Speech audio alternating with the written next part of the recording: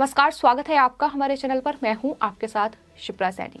कर्नाटक के शिक्षण संस्थानों में हिजाब पहनने को लेकर जो विवाद लगातार जारी है, इस बीच देश में अब यूनिफॉर्म सिविल कोड यानी समान नागरिक संहिता को लेकर चर्चा तेज हो गई है। और आपको बता दें, केंद्रीय मंत्री गिरिराज सिंह का बड़ा बयान सामने आया है। उन्होंने कहा है कि देश में आज हालात ऐसे बन चुके हैं कि समान नागरिक संहिता अब समय की मांग बन चुकी है, यानी यूनिफॉर्म सिविल कोड को देश में लागू किया जाना चाहिए। देश एक है, इसलिए सबके लिए कानून भी बराबर होना चाहिए। ये बड़ी बात केंद्रीय मंत्री गिरिराज सिंह की ओर से कही गई है। तो कर्नाटक में जिस तरीके से शिक्षण संस्थानों में हिजाब पहनने को लेकर लगातार बवाल जारी है और कहीं ना कहीं ये पूरा जो विवाद है अब सियासी बवाल में तब्दील हो चुका है।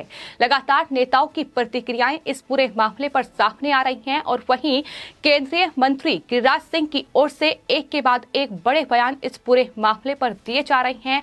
हालांकि इस बयान से पहले उनके जरिए एक ट्वीट भी किया गया था, जिसमें केंद्रीय मंत्री गिरिराज सिंह की ओर से ये लिखा गया था कि प्रांत और धर्म के नाम पर देश को कोने कोने से तोड़ने की कोशिश की जा रही है और हालात ऐसे बनाए जा रहे हैं कि समान नागरिक संहिता यानी यूसीसी अब समय की मांग बन चुका है। अब कुछ खास वर्ग के लोगों ने देश का कानून तय करना शुरू कर दिया है।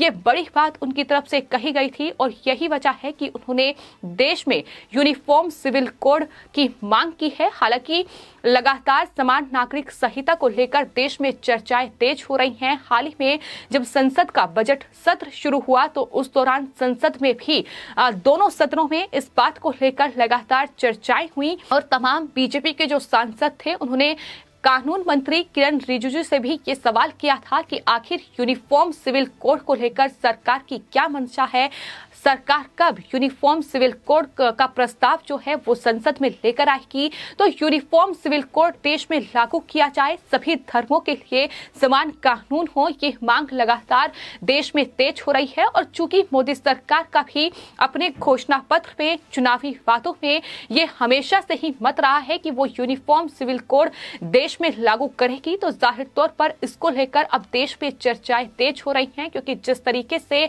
हालात कर्नाटक में बेहद तनावपूर्ण बने हुए हैं, वहां शिक्षण संस्थानों में भी जो छात्र और छात्राएं हैं वो कहीं ना कहीं इस पूरे हिजाब के मसले को लेकर आमने सामने हैं। हिंदू और खासतौर पर मुस्लिम वर्ग के जो छात्र छात्राएं हैं वो लगातार आमने सामने हैं और यही वजह है कि लगातार अब इस बात को लेकर चर्चा तेज हो रही है कि देश में समान नागरिक संहिता का जो कानून है वो सबके लिए बराबर होना चाहिए और इसे लागू किया जाना चाहिए। लेकिन सबसे बड़ा सवाल ये है कि हिजाब का मसला जिस तरीके से हर रोज बढ़ रहा है, क्या उसकी दवा यूनिफॉर्म सिविल कोड है, जिसकी मांग लगातार देश में जो बीजेपी के नेता हैं, जो केंद्रीय मंत्री हैं, वो कर रहे हैं। और अब गिरिराज सिंह की ओर से ये बड़ा बयान दिया गया है। आपको बता दें, वहीं इस पूरे मामले को लेकर जिस तरीके से यूनिफॉर्म सिविल कोड की चर्चा तेज हो रही है, तो आपको बता दें सुप्रीम कोर्ट के जो वकील हैं अश्वनी उपाध्याय, उनका भी इस पूरे मामले पर बड़ा बयान सामने आया था। उन्होंने कहा था कि दरअसल यूनिफॉर्म सिविल कोड संविधान की आत्मा है और उसे जल्द से जल्द देश में लागू किया जाए, क्योंकि हालात लगातार तनावपूर्ण बन रहे हैं। उन्होंने कहा है कि भारत संविधान से चलता है और संविधान का मतलब है जो सबके लिए समान हो और जो सबके लिए समान रूप से लागू हो। संविधान के आर्टिकल 44 में लिखा हुआ है कि इस देश में एक कॉमन सिविल कोड होगा और लेकिन भारत में अभी इसे लागू नहीं किया गया है। लेकिन कहीं ना कहीं ये अब वक्त की जरूरत बन चुका है कि यूनिफॉर्म सिविल कोड लागू किया जाए, क्योंकि कहीं ना कहीं यूनिफॉर्म सिविल कोड जिस तरीके से लागू नहीं है तो तमाम धर्मों के लोग कहीं ना कहीं अपने कानून जो है वो समय के साथ निर्धारित कर रहे हैं। हमने हिजाब विवाद में भी ये देखा कि किस तरीके से मुस्लिम जो धर्म हैं वहां के जो लोग हैं वो लगातार इस हिजाब विवाद में कूद पड़े हैं और उनकी तरफ से ये लगातार कहा जा रहा है कि ये मुस्लिम छात्र छात्राओं की मर्जी है कि वो कुछ भी पहने, ये महिलाओं का अधिकार है कि वो कुछ भी पहने। लेकिन सवाल यहाँ शिक्षण संस्थानों में ड्रेस कोड का है कि सभी के लिए शिक्षण संस्थानों में एक ही ड्रेस कोड निर्धारित किया जाए, फिर चाहे चाहे वो अपनी निजी जिंदगी में कुछ भी पहने, लेकिन ये पूरा मामला शिक्षण संस्थानों में यूनिफॉर्म कोड से जुड़ा हुआ है, यानी सभी धर्मों के लिए समान यूनिफॉर्म हो, ये जो है ये कानून जो है ये लागू किया जाए, ये भी लगातार कहा जा रहा है।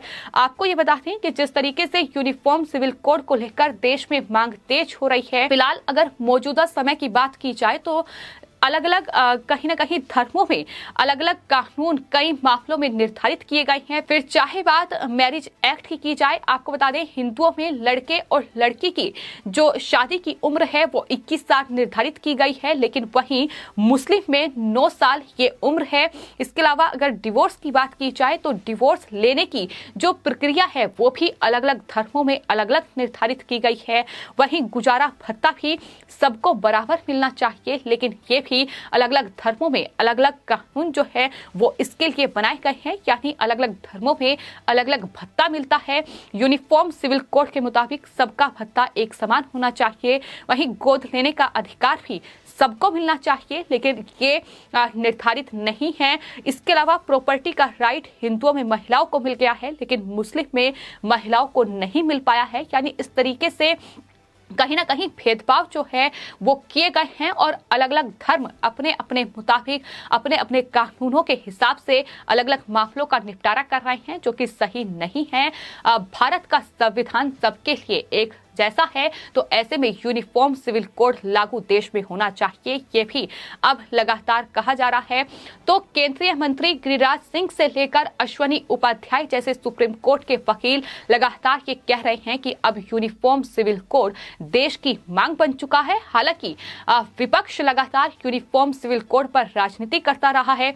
हाल ही में राज्यसभा में बीजेपी के एक सांसद की ओर से यूनिफॉर्म सिविल कोड बिल जो है वो पेश किया गया था, लेकिन वहीं जो सीपीआईएम के सांसद थे वो इसका विरोध करते नजर आए। उनकी तरफ से कहा गया कि ये सरकार जो है ये अपनी मनमर्जी से यूनिफॉर्म सिविल कोड थोपना चाहती है, इसको लेकर कोई चर्चा देश में विपक्ष के साथ नहीं की गई है। तमाम तरह की बयानबाजी हमने राज्यसभा में देखी और यहाँ तक विपक्ष की ओर से कहा गया कि जो राज्यसभा के सभापति हैं यानी वेंकैया नायडू, उनसे ये मांग की गई थी इस बिल को पेश ही राज्यसभा में नहीं होने देना चाहिए। तो इस तरीके की बयानबाजी हम देख चुके हैं। हालांकि कानून मंत्री किरण रिजिजू की ओर से ये कहा गया है कि सरकार इस पर लगातार चर्चा कर रही है और सरकार यूनिफॉर्म सिविल कोड को देश में लागू करने के लिए लगातार प्रतिबद्ध है। इस पर लगातार बातचीत जारी है और आयोग के पास इसे भेजा गया है। तो तमाम बड़ी बातें कानून मंत्री किरण रिजिजू की ओर से भी कही गई थी, लेकिन सवाल यही है कि क्या हिजाब मसले का हल जो है वो यूनिफॉर्म सिविल कोड ही है, क्योंकि कहीं ना कहीं ये बहुत जरूरी इस वक्त देश में हो गया है कि इस तरीके से धर्म से जुड़े जो पूरे मामले हैं जिस पर लगातार देश में सियासत भी गरमाती रही है और इस तरीके से हिंदू और मुस्लिमों में टकराव की स्थिति भी लगातार बनती आई है और कहीं ना कहीं हिंदू और मुस्लिमों में जो टकराव हुए हैं वो तमाम इन्हीं मामलों को लेकर सामने आए हैं। फिर चाहे बात तलाक की जाए या फिर इस तरीके से अब शिक्षण संस्थानों में ड्रेस कोड को लेकर किया जाए, तो इन तमाम मामलों के निपटारा जो है वो यूनिफॉर्म सिविल कोड से होगा, ये लगातार बीजेपी की ओर से कहा जा रहा है। और यही वजह है कि अब यूनिफॉर्म सिविल कोड यानी समान नागरिक संहिता को देश में लागू किया जाए, जहां देश में सभी धर्मों के लोगों के लिए एक समान कानून हो। और लगातार जिस तरीके से यूनिफॉर्म क्रिमिनल कोड जो है वो सभी धर्मों के लिए बराबर है, तो ऐसे में यूनिफॉर्म सिविल कोड भी सबके लिए बराबर होना चाहिए, ये मांग लगातार की जा रही है।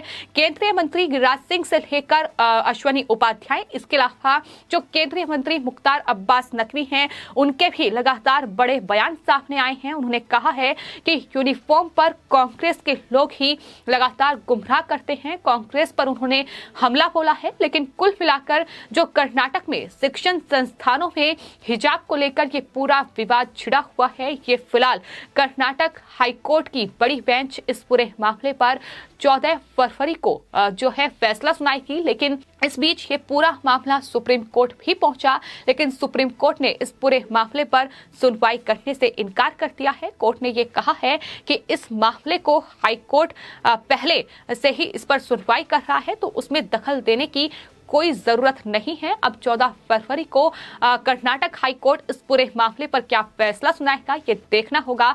लेकिन कहीं ना कहीं हिजाब विवाद के साथ ही देश में एक बार फिर से समान नागरिक संहिता को लेकर चर्चा तेज हो गई है। और चूंकि ये मोदी सरकार के एजेंडे में भी रहा है, तो ऐसे में क्या मोदी सरकार का अगला कदम यूनिफॉर्म सिविल कोड होगा, ये भी सबसे बड़ा सवाल फिलहाल बना हुआ है।